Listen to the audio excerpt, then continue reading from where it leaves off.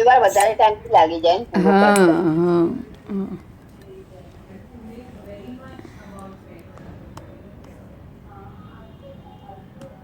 હમણાં તો બરાબર રેગ્યુલર જાય છે. હા રેગ્યુલરે જાય છે ને આ બુક છે આના પછીની એકે અવેલેબલ નથી એટલે હવે અચ્છા એના પછી હું શું કરીશ મેં એવો પ્લાન વિચાર્યો છે કે મોબાઈલથી હું એમના ફોટા પાડીને તમને મૂકી દઈશ પહેલીથી 10-15 પાન.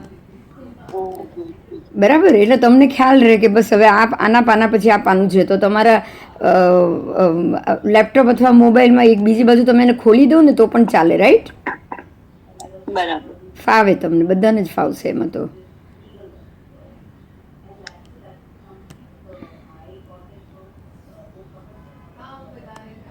પંચાંગનું કેટલું પહોંચ્યું? પંચાંગનું તો હવે હું જઉં છું ત્યાં દિલ્હી અને કરી જ રહી છું. પંચાંગ તો બની ગયું અને પેલા લોકો બી ચડાવી રહ્યા છે બધી આનો પ્રોસેસ ચાલુ જ છે ઓકે. વેબસાઇટનો.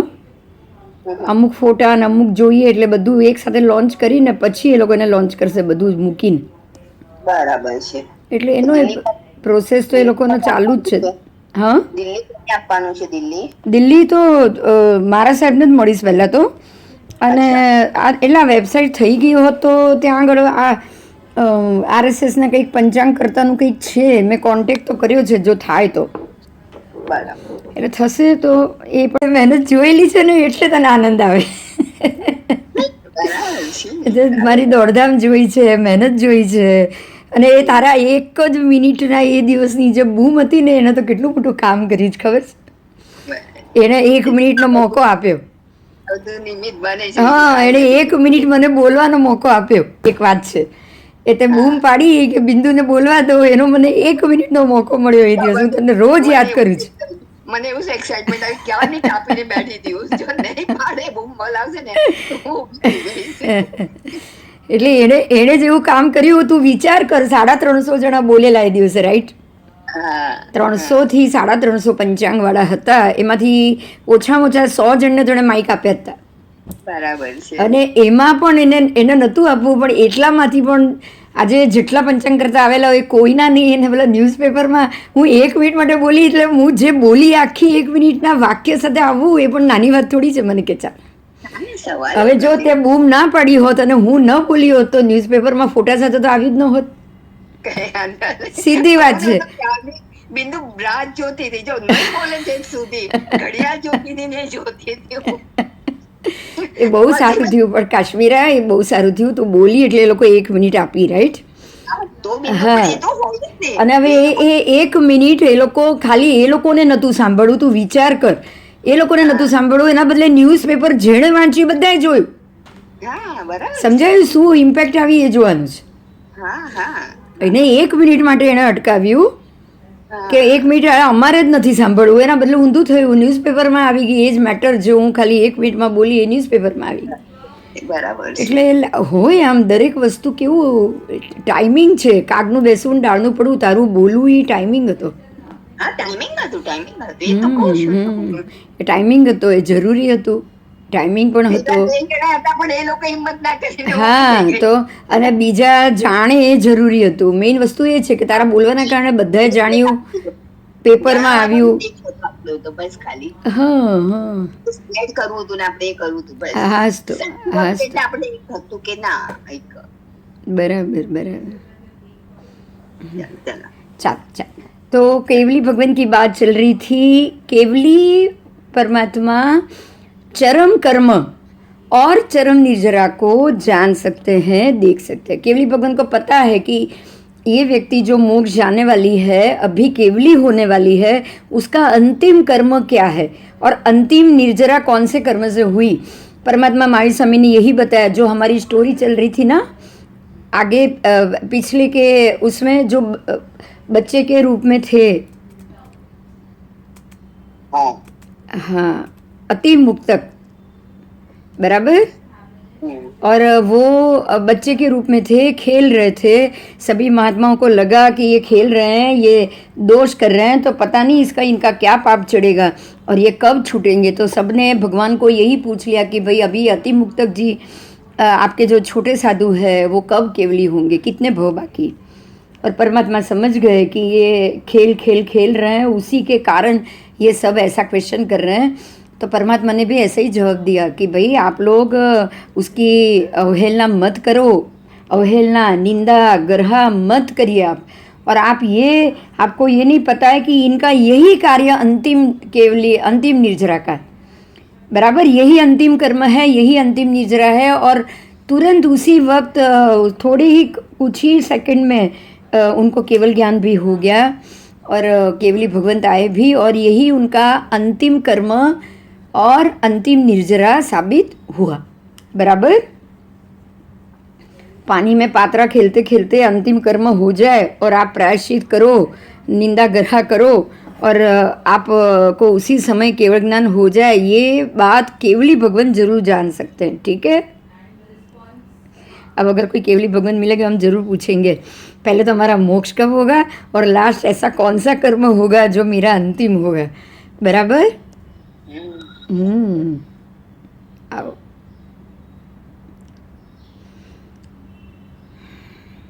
तो उसके बाद था देवों की संयत असंयत की बात, वो भी हमने कल जानी कि देव संयत भी नहीं है असंयत भी नहीं है, वो नो संयत है, बराबर। ऐसा नहीं कह सकते कि संयत है तो ना, असंयत है तो भी ना, मतलब संयत असंयत कुछ भी नहीं है, वो दोनों है, दोनों भी है और दोनों भी नहीं है, वो नो संयत होते। डिफेंड सिचुएशन पर એવું થાય ને, डिफेंड सिचुएशन ऐसा नहीं है, ये वो जो जाते हैं ना कल्याणक में, वो उनकी जो हम कहते हैं ना ड्यूटी है। अब जैसे कैसे हम मंदिर रोज जाएंगे, फैमिली में जाना है, ये हमारा नियम है, तो हम जा रहे हैं, पर जाने वाले भी मिथ्यात्व भी तो हो सकते हैं ना। अब जैसे दीक्षा ले ली 9 साढ़े 9 पूर्व पढ़े, पर क्या वो अभवी है, मिथ्यात्व है, कभी भी दीक्षा है मोक्ष नहीं जाने वाले, फिर भी इतना पढ़े, तो ये पढ़ने से ये संयत असंयत तो नहीं हुए ना। व्यक्ति भी आप उसको संयत तो नहीं कह सकोगे, हाँ, और असंयत भी नहीं कहोगे, आपको पता नहीं है, 9:30 पूर्व पढ़े हुए, दीक्षा ली हुई है, तो आप ये तो नहीं कहोगे अरे इतने ज्ञानी है, इतने पढ़े हुए, जरूर समकिति होंगे, यही सोचेंगे ना। आप उसको मिथ्यात्व भी तो कह नहीं पाओगे, कह पाओगे बताओ, आप नहीं कह पाओगे, क्योंकि 9:30 पूर्व का पढ़ना और ऊपर से दीक्षा का पालन करना चारित्र से, जैसे आज मैं तो मुंह से ऐसे ही कह रही हूँ, आप एग्जाम्पल समझिएगा कि ये जो भी आज के समय में ये जो पंडित महाराज और ये सब कितने ज्ञानी है, सोचो, अतिशय ज्ञानी और बड़ा समुदाय, और चारित्र का भी उनका पालना ऐसा ही, तो आप ये तो नहीं कह सकते ना कि ये कभी ऐसा ये मिथ्यात्व हो सकते हैं, ऐसा हो सकते नहीं, और समकिति भी नहीं कह सकते क्योंकि हमको पता नहीं है, पहली बात। और दूसरी ये बात कि भाई अगर समकिति होते या ये होते तो जो एक तिथि या 2 तिथि जो भी उनका चल रहा था वो छोड़ के अकेले अलग तो नहीं होते ना, नहीं, हाँ, तीसरा ही पक्ष लेके तो नहीं चलते ना वो, हाँ। और उनके कारण तो महात्माओं के ऊपर कितना गुस्सा है, उपाश्रय में जा जाके झगड़े हो रहे, उपाश्रय में पुलिस आ रही है, तो समकिति तो कैसे कह सकते बताओ। अगर सम्यक दृष्टि है तो उसको तो ये सोच ही नहीं आएगा, वो तो ये सोचेगा हिंदू भी मोक्ष जा सकता है, तो अपने ही दूसरे समुदाय के महात्माओं को कैसे वो बोल सकते हैं। समझ में आ रहा है मेरी बात, हाँ। जब आपको ये पता है कि हिंदू कोई मुसलमान हो, कोई क्रिश्चियन हो, मोक्ष तो वो भी जा सकता है कि नहीं बताओ, जा सकता है, हिंसा धर्म का पालन करे और ये सब का ध्यान रखे तो वो भी मोक्ष जा सकता है। तो आप उसी से ये नहीं कह सकते कि ये सम्यक दृष्टि नहीं है, ये परमात्मा के रास्ते पे नहीं चल रहा है, आप ये नहीं, वो उनमें से तो कोई परमात्मा के रास्ते पे नहीं चल रहा है क्या बताओ, नहीं। मतलब क्या है समझिएगा, वितरागता होनी चाहिए। कौन सा इंपॉर्टेंट पॉइंट कौन सा है सम्यक दृष्टि का बताओ, वितरागता, उसको किसी पे गुस्सा नहीं होना चाहिए, उसको किसी के प्रति अति राग भी नहीं होना चाहिए। ये तो मैंने जो विष निकाला है उसके प्रति उनको अति राग है कि नहीं आज, मेरे ही चेले, मेरे ही अनुयायी पे उनको अति अति राग है कि नहीं? है। आप दो तिथि देखो या पंडित महाराज जी की बात देखो, अपने ही समुदाय, अपने ही साधु, अपने ही श्रावक पे अति राग है और बाकी श्रावक बाकी को फेंको उठा के, है ना ऐसा? झगड़े तक हो जाता है, पुलिस आ जाती है उपाश्रम में, दूसरे साधु को परेशानी हो जाती, सब कुछ होता है। दूसरे साधु समुदाय, दूसरे पंथ के मामले में एक तिथि और वो दो तिथि, सबके मामले में व्याख्यान में कुछ भी बोलना, ये सम्यक दृष्टि तो नहीं करेगा। समझ में आ रहा है? हाँ, आप इसको सम्यक दृष्टि नहीं कह सकते। मैं इतना, आप ये जरूर जान लेना, हमको ये नहीं पता है कि भाई ये मोक्ष जाने वाले की नहीं, ये मुझे नहीं पता है, पर क्या अभी उनको सम्यक दर्शन है? ये तो आप जान ही सकते हो, जान सकते हो कि नहीं बताओ? हाँ। अभी सम्यक दर्शनी वही होगा जो वितरागता प्राप्त कर चुका होगा। मैं परमात्मा की बात नहीं कर रही हूँ, वितराग यानी कि जिसके राग कम हो गया है, चला गया है, जिसका द्वेष चला गया है, वितराग वित द्वेष, वही सम्यक दर्शी हो सकता है। मोक्ष तो कोई भी बाद में भी सम्यक दर्शन होगा जाएगा, मोक्ष जाने की बात हम नहीं जान पाएंगे, लेकिन हम आज प्रत्येक व्यक्ति को जज करके इतना जरूर जान सकते हैं उसका बिहेवियर देख के कि क्या ये व्यक्ति के राग और द्वेष कम हो गए हैं कि नहीं। बराबर। अब इसी बात पे आगे जाएंगे कि अगर वितराग हो और अगर आप सम्यकदर्शी हो तो ऐसे देव होते नहीं ना। सब देव तो ऐसा करते ही नहीं, देव तो अपनी चीज के लिए लड़ मरते हैं, लड़ मरते हैं कि नहीं? हाँ, अपने रत्नों के लिए लड़ते हैं, दूसरे की पत्नी के लिए लड़ते हैं, जाके उठा के किसी की देवी को लेके उठा के आ जाते हैं।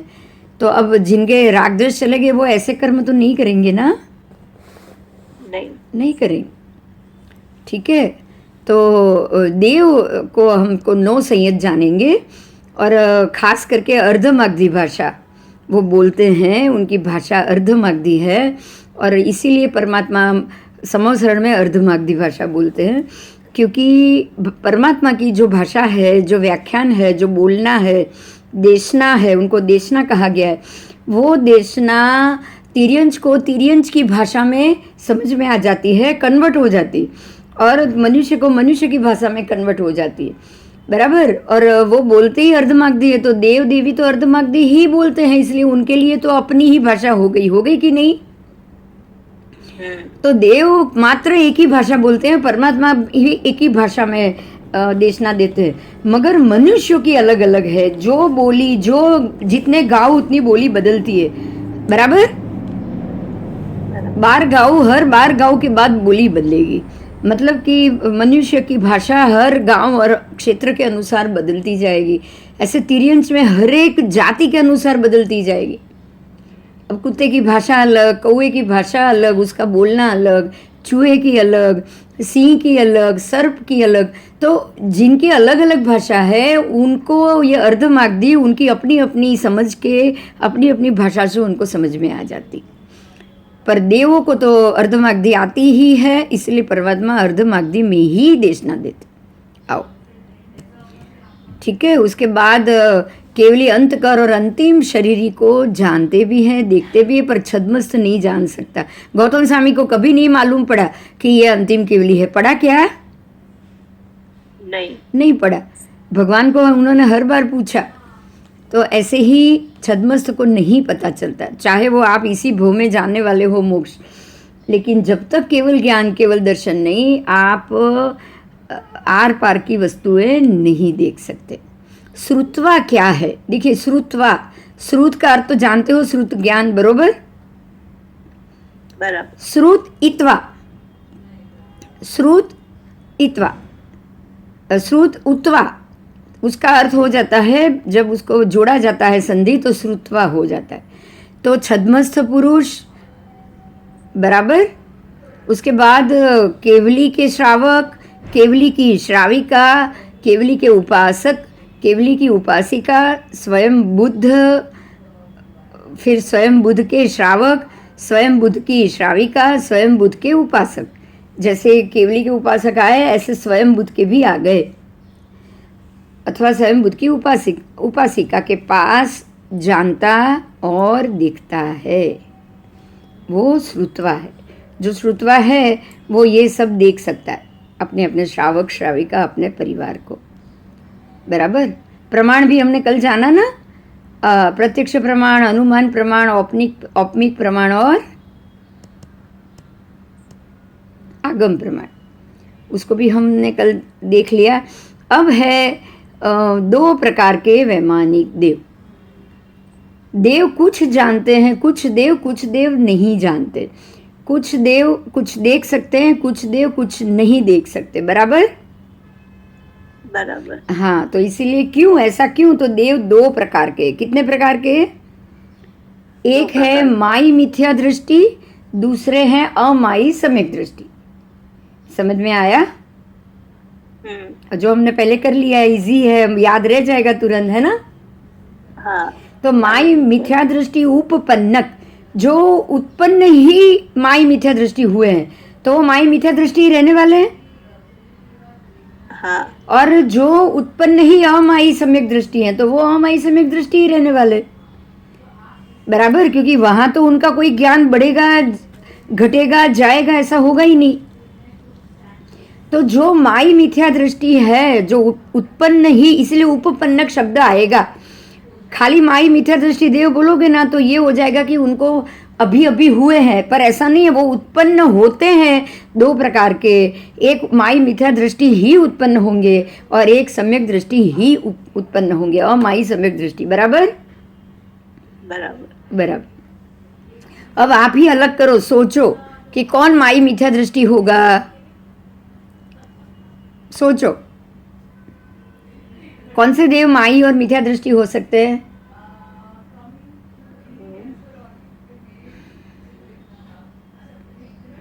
स्वधर्म इंद्र। नहीं, स्वधर्म इंद्र नहीं, वैमानिक देवलोक के नहीं। माई मिथ्या दृष्टि देव व्यंतर, वाण व्यंतर, भवनपति, असुर कुमार, ये सब हमने पढ़े ना। हाँ। जो लड़ाई झगड़े, लोकपाल, 10 दिक्पाल, लोकपाल, ये सारे माई मिथ्या दृष्टि। अगर माई मिथ्या दृष्टि, अगर वो अमाई सम्यक दृष्टि होते तो क्या ये सृष्टि पे धमाल करते क्या? नहीं। हाँ, उनके सारे जो दास हैं, जो बिजली गिराना, ये करना, माई मिथ्या दृष्टि कर सकता है। सम्यक दृष्टि तो उसको तो ले, वो तो सोचता है अरे मेरे को कुछ नहीं करना है, मैं क्यों बिजली गिराऊं भाई, कोई मर जाएगा, कोई ये होगा, वो गिराएगा क्या? बताओ। नहीं। इसलिए नीचे के जो सारे देव है, भवनपति देव, फिर असुर कुमार देव, व्यंतर देव, वाण व्यंतर देव, उसके बाद यम और आदि जो लोकपाल के सेवक देव, 4-10 दिक्पाल, वो सारे देव, और खास करके जो परमाधामी देव है 15, ये सारे माई मिथ्या दृष्टि हुए। पिशाच, किन्नर, भूत, प्रेत, ये सारे भी व्यंतर, वाण व्यंतर है, वो भी माई मिथ्या दृष्टि। और अमाई सम्यक दृष्टि कौन? सोचो। ऊपर ना देव मतलब जिनको काम नहीं करना है, वो बहुत सिंपल लॉजिक है। जिनको काम ही नहीं करना पड़े, जो काम करे, और जिनको अशुभ ही करना है, वो हुए माई मिथ्या दृष्टि। और जिनको काम ही ना करना पड़े, बारी ना आए, अमाई मिथ्या दृष्टि को तो मिथ्या अमाई है और सम्यक दृष्टि है, तो उनको तो काम करना ही नहीं है ना। नहीं, अपना ही कर्म भोगना है बस। तो सारे जो अनुत्तर देवलोक और नवग्रह में अमाई मिथ्या दृष्टि देव होंगे, सारे नहीं होंगे लेकिन कोई कोई होंगे। बराबर। हाँ, तो आप ऐसे सोचोगे। और बाकी के जो हमने वो संयत, 9 संयत पढ़ा ना, संयत असंयत यानी 9 संयत। हाँ। तो वो कौन?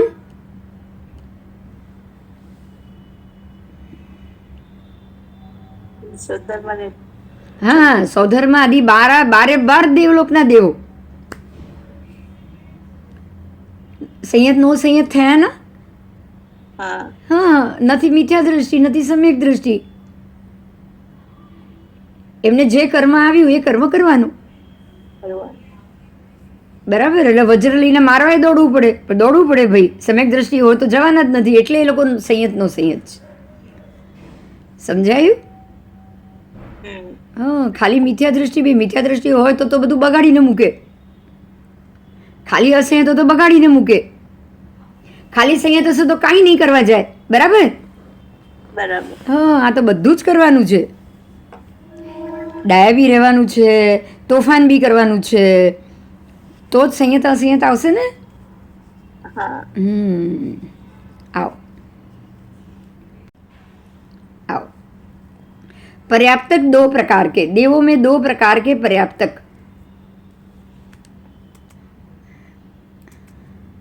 उसमें भी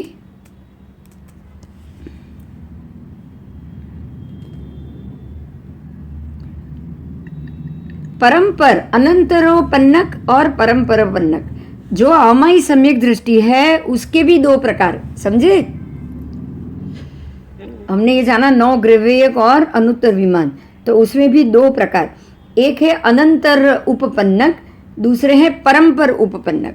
तो जो अनंतर उपपन्नक है, अनंतर, वो तो कुछ भी ना जानते हैं ना देखते हैं, कुछ नहीं.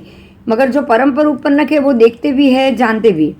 तो उसमें भी दो प्रकार आए. जो सबसे ऊपर है, जो अहम इंद्र है, जो दूसरे ही भव में मोक्ष जाने वाले, उनको तो कुछ करना ही नहीं है ना. नहीं. हाँ, ठीक है. पर अब इसीलिए वो अनंतर उपपन्नक. लेकिन परम्पर उपपन्नक को दो प्रकार है. उनके भी दो प्रकार. कैसे? तो पर्याप्ता अपर्याप्ता. बराबर? जो अपर्याप्ता है उनको तो कुछ नहीं पता.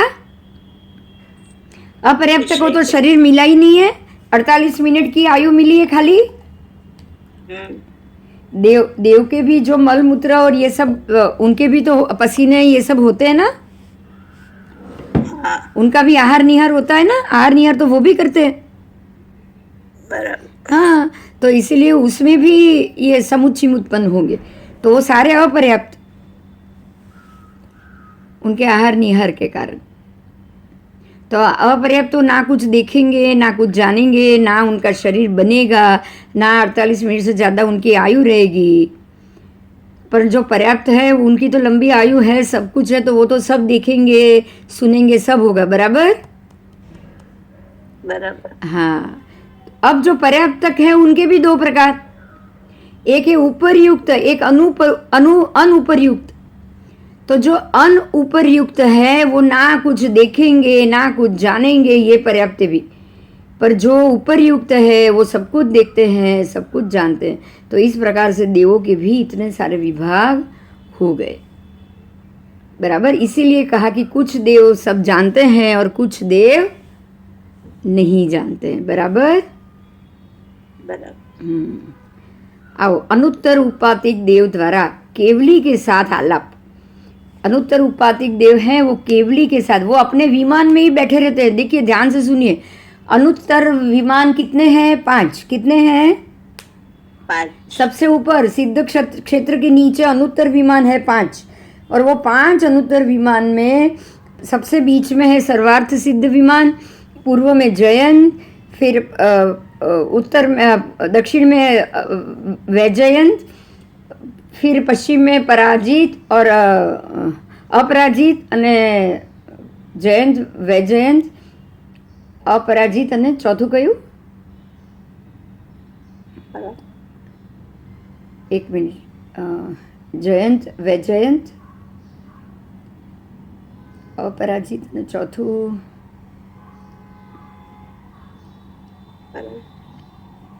પાંચમું વચમાં સર્વાર્થ સિદ્ધ. વૈજયંત, જયંત, વૈજયંત, વૈજયંત અને अपराजित. હજી એક છે, યાદ નથી આવતું.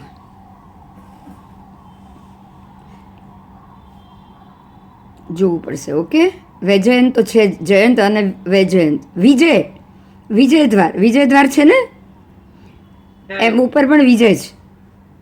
ઠીક છે. જે 4 દ્વાર છે ને નીચેના, એ જ 4 ઉપર વિમાન છે. વિજય, વૈજયંત, જયંત, अपराजित. बराबर? हाँ. तो सबसे पूर्व द्वार विजय, दक्षिण वैजयंत, उत्तर अरे पश्चिम विजय, वैजयंत, जयंत અને છેલ્લું જે આ બાજુનું ઉત્તરનું દ્વાર આવ્યું એ अपराजित, बराबर। એટલે વચમાં જે सर्वार्थ सिद्ध, तो ये जो 5 अनुत्तर उपपातिक, ये पांचों विमान में जो देव उत्पन्न होते हैं वो अपने विमान में ही रहते हैं, विमान में अपने जो शैया उसी के पर सोए रहते हैं, वहाँ से वो मनुष्य लोक में स्थित प्रत्येक केवली परमात्मा के साथ बातचीत आलाप करने में भी समर्थ है। समझ में आया? वो वहां बैठे बैठे भगवान को मनोगत प्रश्न पूछेंगे। कैसे पूछेंगे? मनोगत। वो खाली मन में सोचेंगे और भगवान उनकी बात जान पाएंगे। केवली भगवान तो सबके मन को जानते हैं। हाँ। तो वो तुरंत प्रश्न जान लेंगे और मनोगत जवाब भी दे देंगे उधर से ही, आपको पता भी नहीं चलेगा। परमात्मा मन से ही उनके प्रश्न जान लेंगे और मन से ही उनके प्रश्न का उत्तर दे देंगे, बराबर। और ये अनुत्तर उपातिक देवों को वहां रहते रहते मात्र केवली भगवंत और सारे तीर्थों के दर्शन ही करने होते। एक ही काम है उनका, हर एक तीर्थ के दर्शन करते हैं, केवली भगवंतों के दर्शन करते हैं, और प्रत्येक कौन से कोने में कौन से केवली भगवंत क्या कर रहे हैं वही सब देखते रहते वो, बराबर। उनसे आलाप संलाप बातचीत प्रश्न उत्तर सब करते रहते। आओ, अनुत्तर उपपातिक देव अपने विमान में रहते हुए जो अर्थ, जो हेतु, जो प्रश्न, जो कारण और जो व्याकरण पूछते हैं भगवान से, वो केवली भगवान मनुष्य लोक में रहते हुए ही उसी प्रश्न का अर्थ, हेतु, कारण अथवा उसका व्याकरण का उत्तर मनोगत ही उनको पहुंचा देते।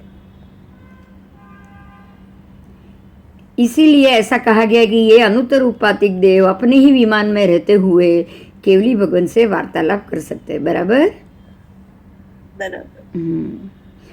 अब मनुष्य लोक में स्थित केवली भगवंत जो जवाब देते हैं, जो अर्थ बताते हैं, उसे अपने विमान में रहते हुए अनुत्तर उपातिक देव क्या जान सकते हैं, देख सकते हैं। अब भगवान ने तो उनको जवाब दे दिया, तो जवाब देने के बाद तो देव तो देख ही पाएंगे ना। देव उनके ज्ञान में जो कुछ आएगा वो, अब उनका अवधि ज्ञान तो उनको है ही। तो अवधि ज्ञान से ही वो सबको देख रहे हैं, परमात्मा को देख रहे हैं, ये उनको जान रहे। तो जवाब देने के बाद तो अवधि ज्ञान उनका और बढ़ेगा ना, और बढ़ेगा। तो अवधि ज्ञान से भी वो जानते भी हैं और अवधि दर्शन से देखते भी। ठीक है, परमात्मा कह रहे हैं कि हे गौतम, उन देवों को अनंत मनोद्रव्य की वर्गणा, बराबर, अनंत मनोद्रव्य की वर्गणा है। उनके पास मनोद्रव्य की वर्गणाएं ज्यादा है, क्योंकि वो काय वर्गणा और वचन वर्गणा तो उनकी है नहीं ना, नहीं, कम है नहीं, ऐसा नहीं, कम है। देव अंदर अंदर बातचीत कर सकते हैं, पर देव नीचे भगवान से ऊपर बैठे बैठे प्रश्न तो पूछेंगे नहीं। तो उनको भाषा वर्गणा या फिर वचन वर्गणा या काय वर्गणा या हिलने डुलने की तो जरूरत पड़ेगी नहीं ना, नहीं। तो इनकी मनोद्रव्य की वर्गणाएं लब्ध, प्राप्त, अभिसमन्वागत हो जाती है, मतलब वो बढ़ जाती है, वो लब्ध हो जाती है, लब्धि से मिल जाती है, प्राप्त हो जाती।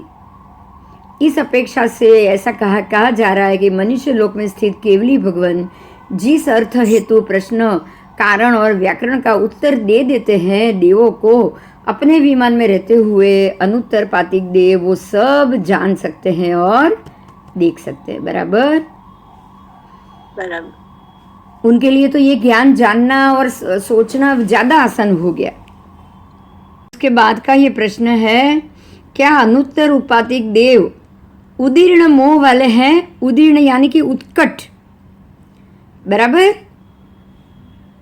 उपशांत मोह वाले हैं, उपशांत यानी दबा हुआ, शांत किया हुआ, या क्षीण मोह वाले हैं, मतलब कि अब इनके अंदर मोह रहा ही नहीं। देखिए तीनों का फर्क समझ में आया।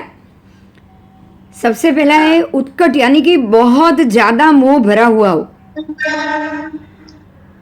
दूसरा उपशांत, मतलब उन्होंने अपने मुंह को दबाया हुआ, ऊपर से शांत दिखाई देते ऐसा।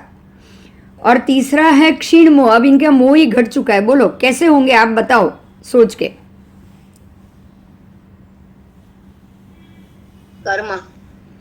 तीन में से कैसा मोह होगा? उत्कट है या दबा हुआ है या क्षीण मोह है? मोह मोह निकल चुका है। कट। देखिए अब इसको समझेंगे हम कैसे। उत्कट यानी कि उत्कट यानी कि बहुत ज़्यादा प्रमाण। अब ज़्यादा प्रमाण हो तो क्या वो अनुत्तर में जाएंगे? नहीं। पहले ये सोचो, ज़्यादा मोह वाला कहाँ जाएगा? नरक। ज़्यादा मोह वाला कौन सा देव बनेगा? ज़्यादा मोह यानी मिथ्यात्व। मिथ्यात्व मोहनीय तो है ना? हाँ। ज़्यादा मोह का मतलब ही मिथ्यात्व है ना? हाँ। हाँ, तो अब मिथ्यात्व वाला होगा तो कहाँ जाएगा? चौथी नारकी। ज़्यादा मोह होगा वो देव की बात है। देव योनि में कहाँ जाएगा? वाणव्यंतर। व्यंतर, वाणव्यंतर, असुर कुमार, भवनपति, लोकपाल, बराबर? बराबर। मारामारी करने, भगाने, लोगों को परेशान करने। ज्यादा मोह होगा तो वही करेगा ना? हाँ। हाँ, और जिनका मोह कम हो गया है, घट चुका है, अब वो क्षीण मोह यानी कि क्षीण मोह वाले तो क्या हो सकते? सोचो, उसी भव में मोक्ष जाएंगे कि नहीं? क्षीण मोह वाले उसी भव में, केवली भगवान बनने से पहले की बात है। जिनका मोह घट चुका है, अब वो बाकी का अपने कर्म पूरा करेंगे और मोक्ष जाएंगे तो उसी भव में जाएंगे, बराबर? जिनका मोह घट गया ना, उनको दूसरा भव नहीं होता है। होता है? बताओ। नहीं। हाँ, हम लोग भी अभी तो है, ऐसा नहीं घट गया, घटा है लेकिन उतना नहीं घटा है। तो भव है, ये भव में मोक्ष नहीं है, पर जो ये भव में मोक्ष जाएगा उनका तो मोह घटी हुआ होगा तो ही जाएगा ना? हाँ, तो उनको तो ये क्या क्षीण मोही है क्या? हाँ। क्षीण मोही नहीं है। 33 सागरोपम तक वहां रहना है। हाँ। कितने? 33 सागर। हाँ, तो बोलो क्षीण मोही है? नहीं। क्षीण मोह तो, और इस भव में वो मोक्ष भी नहीं जाने वाले, इसलिए वो क्षीण मोह नहीं है। तो क्या हुए? उपशांत मोह वाले हुए ना? हाँ। उन्होंने मोह दबाया हुआ होगा पिछले भव में। समझ में आ रहा है? मोह दबाया हुआ होगा, अंदर दबा हुआ मोह, उपशांत मोह, यही 11वां गुंठाना है। 12वां है क्षीण मोह। तो 12वें में नहीं गए, वो उपशांत में गए होंगे, तभी देव बने हैं ना? हाँ। आप ये सोचो, अगर अंदर पड़ा हुआ मोह, मोहनीय कर्म जाग जाए, दबा हुआ, देखिए जिनका जागा हुआ है, उत्कट है, वो तो कभी भी मिथ्यात्व से बाहर नहीं आएंगे, राइट? जिन्होंने मोह को दबाया हुआ है, दबा के रखा है, तो वो तो उपशांत मोह, तो वो तो वहां से गिर के नीचे सीधे दूसरे सासवादन में आए और उसके बाद वहां से आयुष्य पूर्ण करके देवलोक में गए, बराबर? बराबर। बराबर। तो इनका कौन सा मोह आएगा? उपशांत। तभी अभी वो वहाँ पे हैं अनुत्तर विमान में। अनुत्तर विमान में 33 सागरोपम तक उनको उपशांत मोह की अवस्था में ही उतना समय गुजारना पड़ेगा। उसके बाद वो मनुष्य भव लेंगे और क्षीण मोह जो बाकी रह गया था उसको क्षीण करके सीधा वो भव में मोक्ष। इसीलिए कहा जाता है कि अनुत्तर विमान में जन्मे वाले ज़्यादातर देव दूसरे ही भव में मोक्ष जाने वाले होते, बराबर? या तो 1-2 भव, ज़्यादा नहीं, 1-2 भव होंगे, उससे ज़्यादा नहीं। ठीक है? तो अनुत्तरोपपातिक देव उपशांत मोह वाले होंगे। आपको ऐसे समझना है कि मोह कहाँ ज़्यादा है। अब ज़्यादा मोह तो यहाँ होता ही नहीं है, तो यहाँ तो अच्छा मोह चला गया वो भी नहीं होगा, दोनों नहीं है ना? नहीं। हाँ, आओ। केवली इंद्रियों से जानते हैं या देखते हैं या अनिंद्रिय से?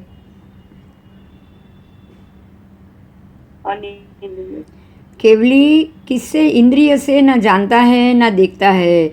केवली इंद्रिय से कभी नहीं देखेगा, कभी नहीं, कुछ नहीं देखेगा, कुछ नहीं जानेंगे, क्योंकि केवली हो चुके हैं। अब इनका मनोयोग, वचन योग, काय योग तीनों बंद हो गया कि नहीं? हम्म, अभी बंद हो गया है। मनोयोग, वचन योग, का योग, तो वो किससे देखेंगे? अनिंद्रिय से देखेंगे। किससे? अनिंद्रिय। तो पूर्व दिशा के मित को भी जानता है। आप सोचो, एंड को, पूर्व दिशा के एंड को केवली जानते हैं, पश्चिम लोक के एंड को जानते हैं। अगर वो इंद्रिय से देखते हो तो क्या इंद्रिय से आप वहां तक देख पाते हो? नहीं।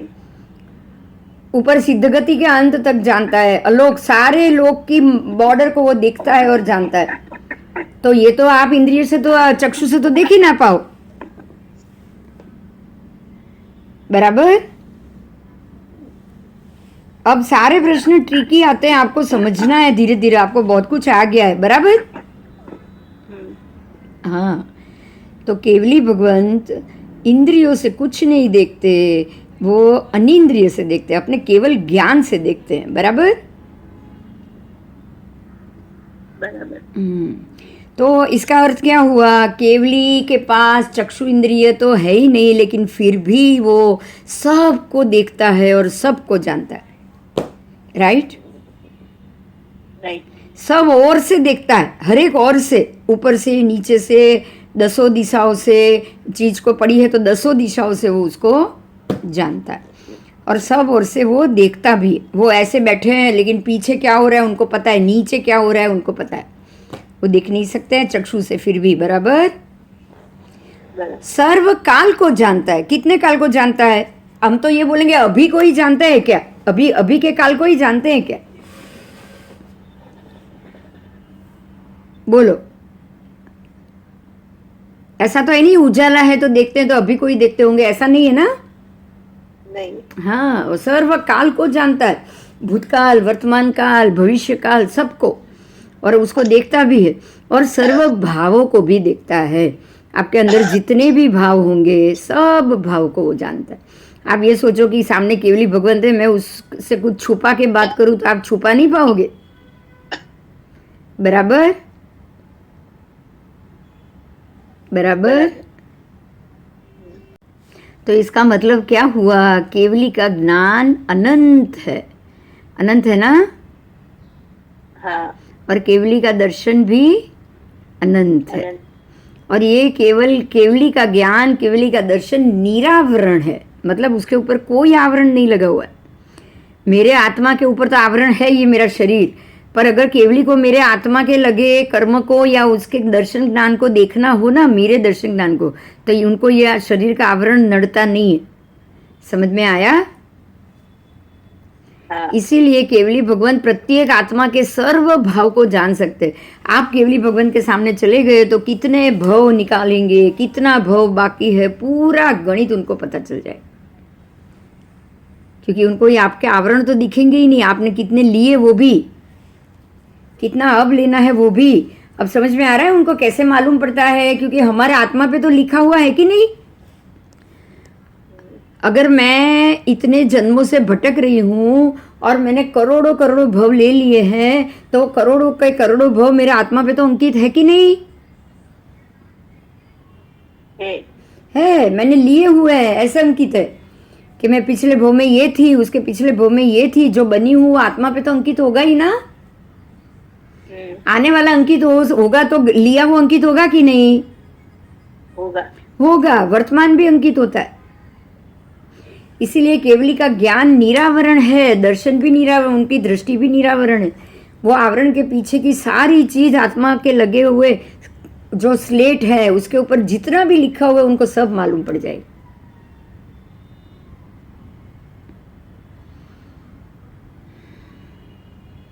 इसीलिए ऐसा कहा गया है कि केवली आदान से नहीं जानता, बराबर, अपनी इंद्रियों से नहीं जानता और ना ही देखता। अब केवलियों की योग चंचलता, अब दूसरा पद आ रहा है केवलियों का योग। केवली योग करेंगे, कब करेंगे? केवली चंचल होते हैं क्या, बताओ? हाँ, होते। माने चंचल माने कैसे चंचल? अभी देरी हो गई है, फटाफट मंदिर चला जाओ, पूजा करके आ जाओ, जल्दी जल्दी करो, ऐसी चंचलता? बोलो। चंचलता तो ऐसी को ही कहोगे ना? चंचलता किसको कहोगे?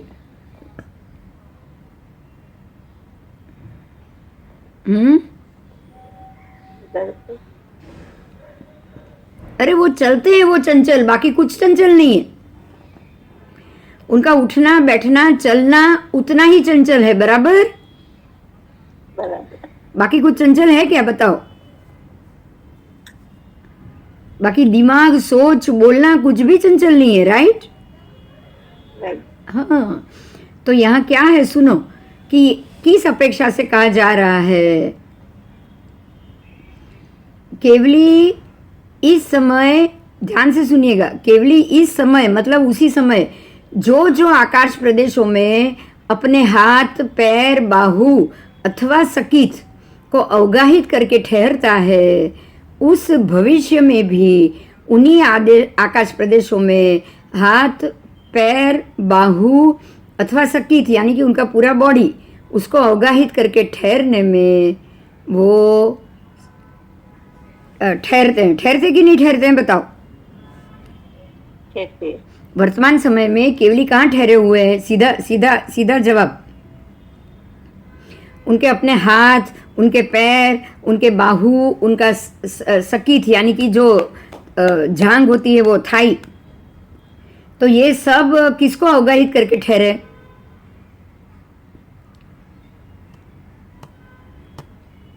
चौदह राजलोक को ही ना? हाँ, हाँ, आकाश प्रदेश को ही, बराबर। तो आप ये कहोगे ना कि ये अवगाहित करके खड़े हैं, ऐसा?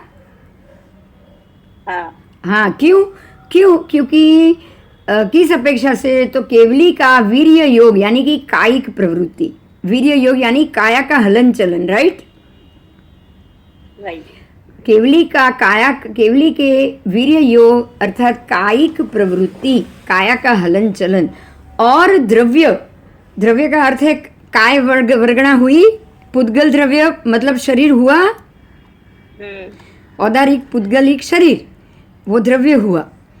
तो द्रव्य सहित होता है, उनकी जो भी वीर्य योग होता है वो द्रव्य सहित होता है ना? हाँ, बोलो। उनका जो भी वीर्य योग है, हलना चलना उठना बैठना बोलना, उसमें शरीर का उपयोग होता है कि नहीं? हलन चलन होता है कि नहीं? होता है, होता है। इसीलिए वो ऐसा कहा जाता है कि वो जो आकाश प्रदेश को अवगाहित करके ठहरे हैं उसको उसकी उसी के अंदर वो ठहरने के समर्थ होते हैं, बराबर? चल उपकरण के कारण ये सारे उसके उपकरण हुए। क्या हुआ? उपकरण, उनके हाथ, उनके पैर, उनकी जीबान, ये उपकरण हुए ना? चलने के लिए पैर, फिर खाने पीने या कुछ बताने के लिए हाथ, और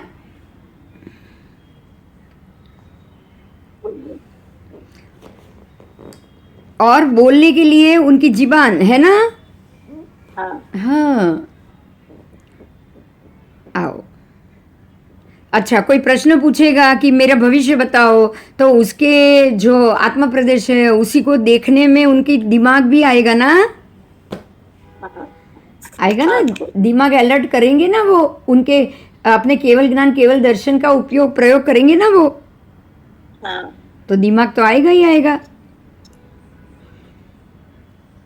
और दर्शन ज्ञान यहीं से देखेंगे, बराबर? बराबर, आओ। तो हाथ पैर आदि उपकरण उनके चल रहे हैं, चल होते हैं जिससे वो चलते हैं, और उसी के कारण केवली उस समय जो आकाश प्रदेशों में अपने हाथ पैर बाहु अथवा जांघ उसको अवगाहित करके ठहरे हुए हैं, तो वही भविष्य में भी उसी आकाश प्रदेश में हाथ पैर बाहु और जांघ को अवगाहित करके ठहरने में वो समर्थ नहीं होते हैं, बराबर? सिद्ध भगवंत होते हैं लेकिन केवली नहीं होते। सिद्ध भगवान एक ही जगह पे अपने सारे हाथ पैर सब अवयव को टिका के बैठे हुए कि नहीं? हाँ, हमेशा के लिए बैठे हुए हैं, वो चल तो है ही नहीं ना। नहीं। पर केवली के पास तो चल है, ये हाथ पैर सब उपकरण है, ये आपके उपकरण है, केवली के उपकरण है, तो वो चल है, तो वो तो घूमते रहेंगे, बराबर। बराबर। तब घूमते रहेंगे तो वो आकाश में थोड़ी जाएंगे सिद्ध क्षेत्र में, उनको तो लोक में ही घूमना पड़ेगा कि नहीं। हाँ। तो इस अपेक्षा से कह सकते हैं कि ये पांचों हाथ पैर बाहु और सकीत वो अवगाहित करके ही केवली भगवंत ठहरते हैं। ठीक है। और भविष्य में उसी आकाश प्रदेशों में हाथ पैर बाहु अथवा सकीत को अवगाहित करके वो ठहरने में समर्थ नहीं होते, समझे। अभी जो आकाश प्रदेश में ठहरे हुए हैं, नेक्स्ट दूसरे ही समय में वो कोई दूसरे आकाश प्रदेश में ठहरे हुए मिलेंगे, उसी प्रदेश में नहीं, बराबर। बराबर। हाँ। बोलने से प्रवृत्ति, चलने से प्रवृत्ति, तो अब आकाश प्रदेश की श्रेणी भी बदल जाएगी, बदल जाएगी। बोलो, कोई प्रश्न है इसमें केवली भगवंत में?